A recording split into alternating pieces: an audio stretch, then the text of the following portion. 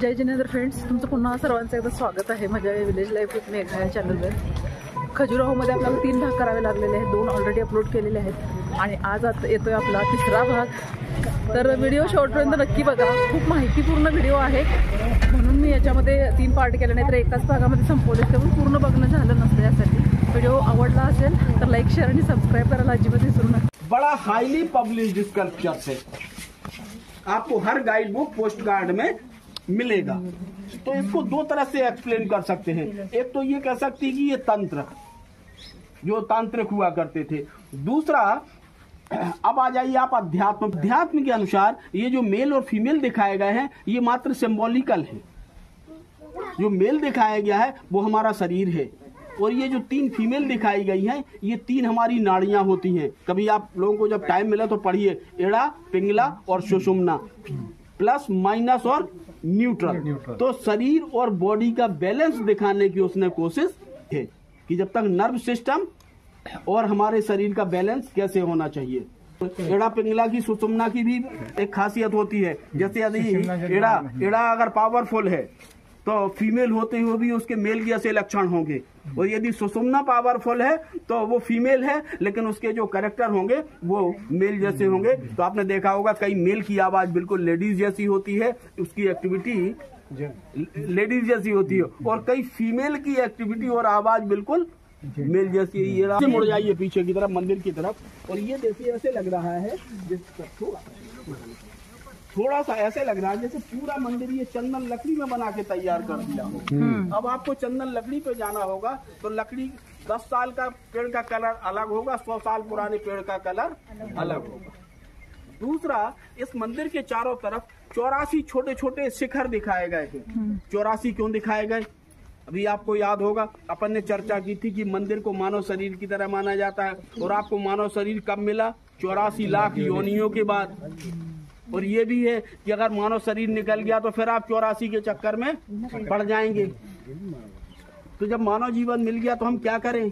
हम ऐसे काम करें ताकि हमको स्वर्ग या मोक्ष की प्राप्ति हो जाए. तो ये 84 शिखर जाके और लास्ट शिखर में मर्ज हो जाते हैं.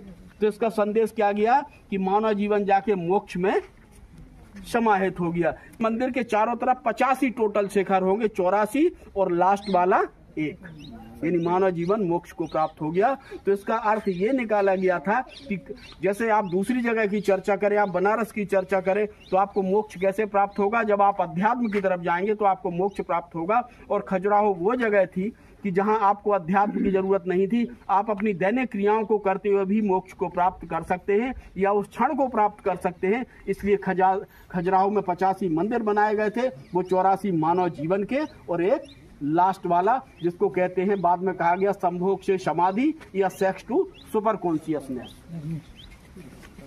इसने यहीं से अडॉप्ट किया. खजुराहो वो जगह है कि जैसे आपको सबने पढ़ा होगा रामायण में, रामचरितमानस में. नहीं पढ़ा तो पढ़िए कभी, कि जब राम और लक्ष्मण जनकपुर पहुंचते हैं, कहाँ होते हैं? पुष्प वाटिका में.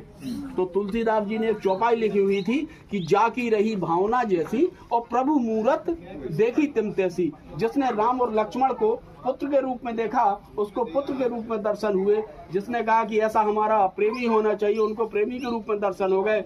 और जैसे किसी ने ये सोचा कि ये तो चतुर्भुज भगवान है, तो उनको चतुर्भुज विष्णु के रूप में दर्शन हुए. वही खजुराहो के मंदिर है. यदि आप इनको आर्ट की दृष्टि से देखते हैं तो इसमें इतनी फाइन आर्ट है कि आप सोच नहीं सकते. यदि आप आर्किटेक्चर की चर्चा करते हैं तो डेवलप्ड आर्किटेक्चर है. यदि आप काम की चर्चा करते हैं, फिजिकल प्लेजर की चर्चा करते हैं, तो आपको इस क्रिया की कैसे शुरुआत करना है और लास्ट तक उस स्टेज तक कैसे पहुंचना है, यानी वो भी है. अब जैसे ये देखें, दक्षिण भारत में जो कार्तिकेय है, सबको जानते हैं, भगवान गणेश के बड़े भाई कार्तिकेय, उनको मुर्गन कहा जाता है. उनकी जो शक्ति होती है वो होती है कौमारी. तो ये जरा कौमारी को देखिए आप. कौमारी किसके ऊपर सवार होगी? मोर के ऊपर. तो सिर्फ आपको मोर के पंखे भर देखना है, बाकी कुछ नहीं देखना. पत्र मिला, भाई अब आप पत्र लिखेंगे तो उसका जवाब भी तो आएगा. इसको पत्र मिला और उसमें कोई बुरी खबर, तो आप जरा देखिए क्या सोचने की स्थिति दिखाई गई है. गेंद के द्वारा एक्सरसाइज कर रही है, ये अंगड़ाई ले रही है, ये पैर से कांटा निकाल रही है, लगभग वही रेप्लिकेशन आ जाएगा। वाहन क्या है? शेर है ना। लेकिन कभी कभी माँ पार्वती बैल के ऊपर सवार होती हैं, नंदी के ऊपर सवार होती हैं।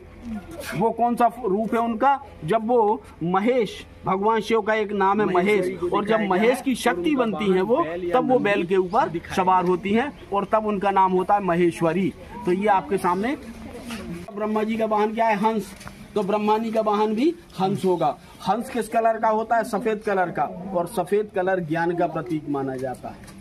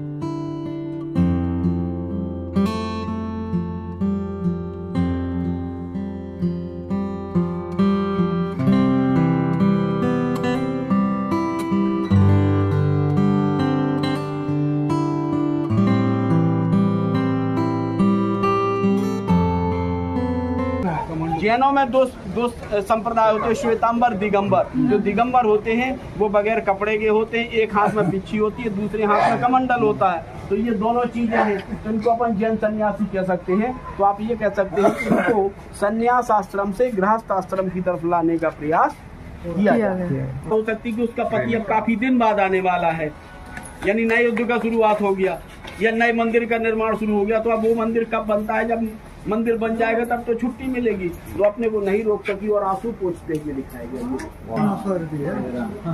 ये पत्र लिए हुए है, ठीक है।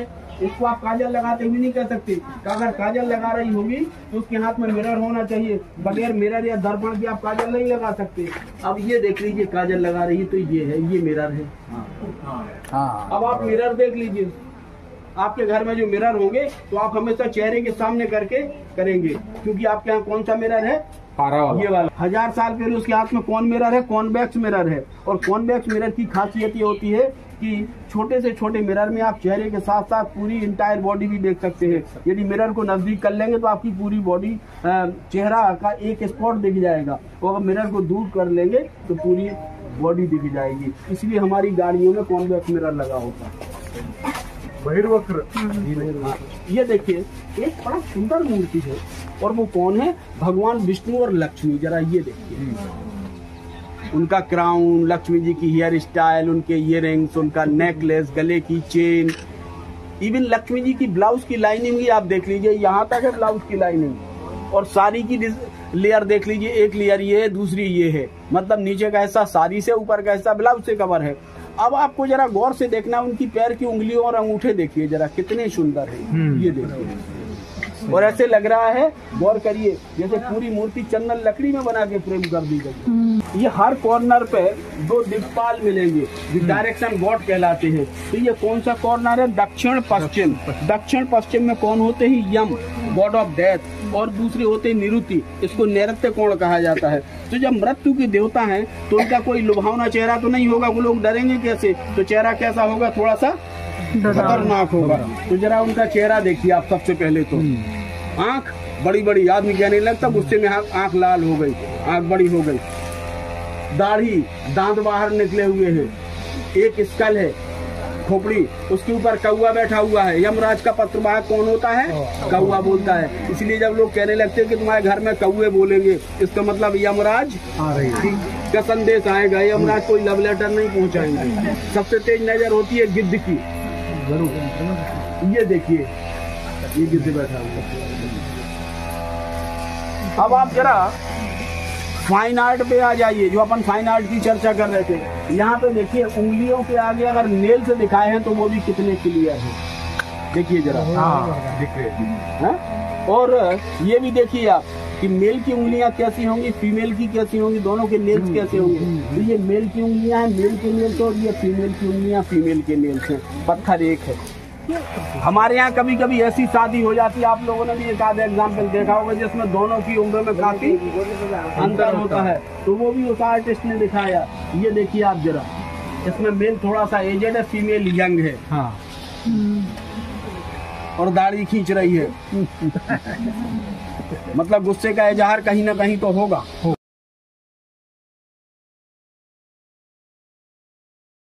आज हम बड़ी चर्चा करते हैं मोनालिसा की पेंटिंग की। ये सामने देखना है आपको, ये वाली मूर्ति मांग में सिंदूर लगा रही है। यहाँ से देखेंगे तो उसका चेहरा मुस्कुराता हुआ होगा, और 90 डिग्री सामने पहुँच जाएंगे तो उसका चेहरा उदास हो जाएगा। देखिए, और उसको प्रॉपर तरीके से देखिए। और उसकी सारी, अब मंदिर में हजारों मूर्तियां हैं, तो वो तो हजारों नहीं देख सकते। उस एक मंदिर को और उसकी 4 मूर्तियां देख लीजिए, आपका आना सफल हो गया। तो अगर आपने सारे मंदिरों की गिनती करी तो आपको सारे मंदिर एक जैसे ही दिखाई देंगे। हे मंदिर फक्त नवरात्रीमध्ये ओपन होते। तो ये मंदिर 1847 और 1849 के बीच में रिपेयर किए गए। और उस समय जो राजा का उद्देश्य था वो जैसे भी हो इन मंदिरों को सुरक्षित कर दिया जाए, यानी इससे ज्यादा ये ना गिरे। मतलब जो अब ये सोच देखिए आप कि जो अगला आएगा वो इसमें सिमेट्री ला देगा, सुंदरता ला देगा, हम तो इसको सुरक्षित कर देंगे। तो ये जो आप ईंट और चूने का हिस्सा देख रहे हैं ना, ये 1847 से 1849 के बीच का है। फिर ये आर्कियोलॉजिकल सर्वे ऑफ इंडिया में आ गए मंदिर। तो आर्कियोलॉजिकल जो काम करेगा बड़ा प्रॉपर तरीके से करेगा। तो आर्कियोलॉजिकल यहाँ पे एक डोम बना हुआ था इसके ऊपर, इस वाले के ऊपर, तो आर्कियोलॉजिकल ने उस डोम या उस ईंट और चूने के हिस्से को अलग किया है कि मेल आईब्रो कैसी होगी, फीमेल आईब्रो कैसी। तो राजा आपस में लड़ते रहते थे, इसलिए सेना का हमेशा मूवमेंट दिखाया गया है। सेना हमेशा आती जाती हुई दिखाई गई, युद्ध के लिए हमेशा तैयार दिखाई गई है। अब आप उनकी प्रॉस्पेरिटी की चर्चा कर लीजिए। तो जब हाथी और घोड़ों के पास सोना चांद ज्वेलरी है तो लोगों के पास क्या प्रॉस्पेरिटी रही होगी। अब जैसे अभी इसमें कुछ स्टूडेंट होंगे, अगर ये लोग सोच लें कि हमको कारपेट पे रिसर्च करना है, तो आप 2 रिसर्च करेंगे, कारपेट पे कितनी डिजाइन है और कितनी डिजाइन का कारपेट है। मतलब अगर हाथी कंप्लीट होता तो सारे के सारे लोग अलग अलग तरीके से बात करते। कोई कहता सेने के हाथी को कंट्रोल कर रहा, कोई कहता हथियार लिए हुए। इसलिए उस आर्टिस्ट ने क्या किया, हाथी को इनकम्प्लीट रखा। ये देखिए बरोबर। अब सबकी कहानी कैसे निकलेगी कि हाथी को कंप्लीट किया जा रहा है, काय से किया जा रहा है, हैमर और चीजल से किया जा रहा है। ये देखिए आप जरा, उसकी नजर देखिए आप, उसी जगह पड़ रही जहां उसकी हैमर और चीजल काम कर रही है। चीजल यानी छेनी हो जाते कि ये भगवान राम के छोटे भाई लक्ष्मण का होगा, लेकिन ऐसा नहीं है, क्योंकि लक्ष्मण बर्मन ने इसको बनाया हुआ था, इसीलिए इस मंदिर का नाम लक्ष्मण मंदिर पड़ा। और वो विष्णु के उपासक थे, तो ये विष्णु मंदिर है। इनके पहले के जो मंदिर बने थे या तो वो ग्रेनाइट से बने थे या प्लेन सैंडस्टोन से बने थे। जब कार्विंग की बात आती है तो आपको आर्टिस्ट बुलाना पड़ेंगे, तो आर्टिस्ट इन्होंने मथुरा से बुलाए मूर्तियां बनाने के लिए। और ऐसा कहा जाता है कि 16,000 कारीगर मथुरा से आए और उन्होंने इस मंदिर को बना के तैयार किया।